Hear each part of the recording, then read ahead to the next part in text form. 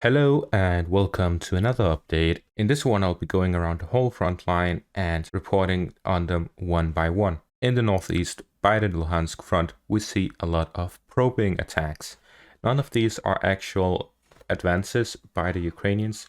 They are just testing the Russian defenses on the whole front line by the northern area. They're not doing it on the southern area because they know it is very well fortified, as the Russians have been preparing large defensives in this area.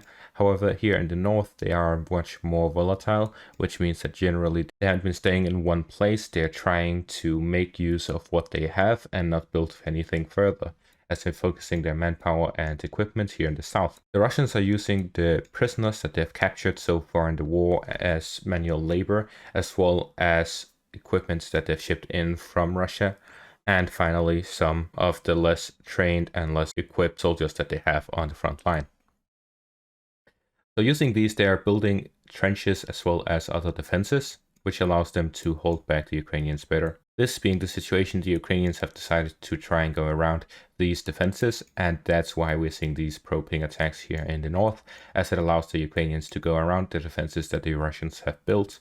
But this also means that they have to go through this large concentration of villages, which we see here. The villages of Kotlyarivka, Kislivka, Ivanivka, Yahidne, and Orelyanske that are in close proximity to each other. Then we have the villages of Mykolaiivka and Novotarasivka, which are further back as a back line. And then we have the northern flank, which consists of Liman Pershi, Vilshana, as well as Pershytravneve. With this defensive line, the Russian weak point should be somewhere around here, where the Ukrainians would probably try to find a way towards Tukharivka. We see that there's some kind of a valley that goes here towards the east, which means that they would have to go around this, which means that the Ukrainian target should be Pershytravneve, after which they'll try going north towards Tukharivka, where they will try to pincer this northern area and capture this whole highway that goes from the Vorichna towards Russia.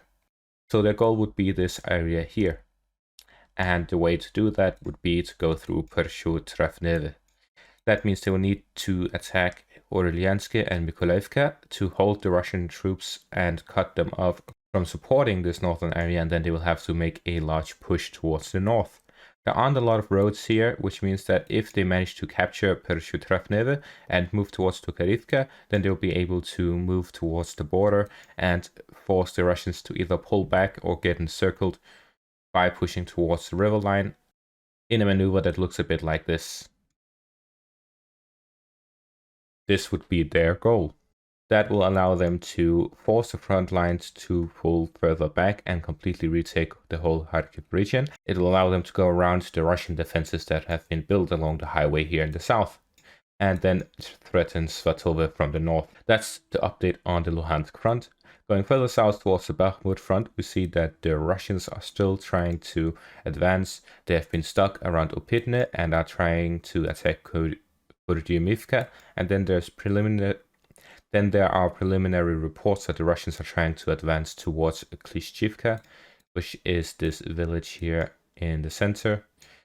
As I mentioned earlier, the Russians will try to take Kurdyumivka and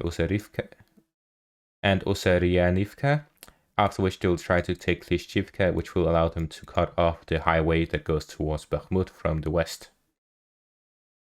Further up north, we see that the Russians are still trying to advance in Soledar as well as Yakovlivka and Vesele. This means that they will try to get a buffer zone here in the north in this open field after taking the villages of Yakovlivka and Vesele, which will allow them to flank Soledar from the north, and then they can cut off this highway as well.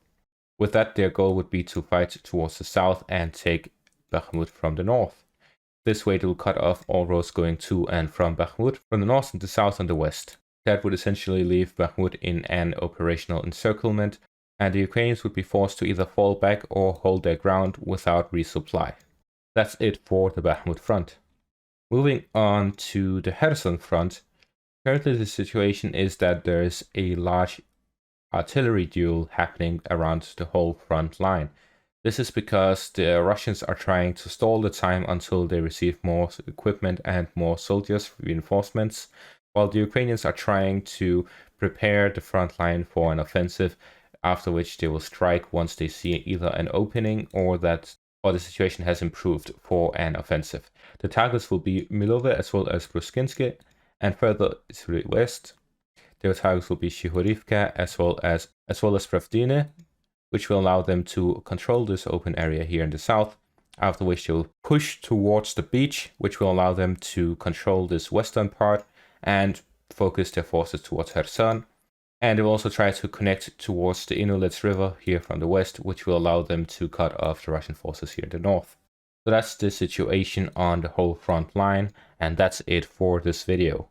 Thanks for watching and have a great day, everyone.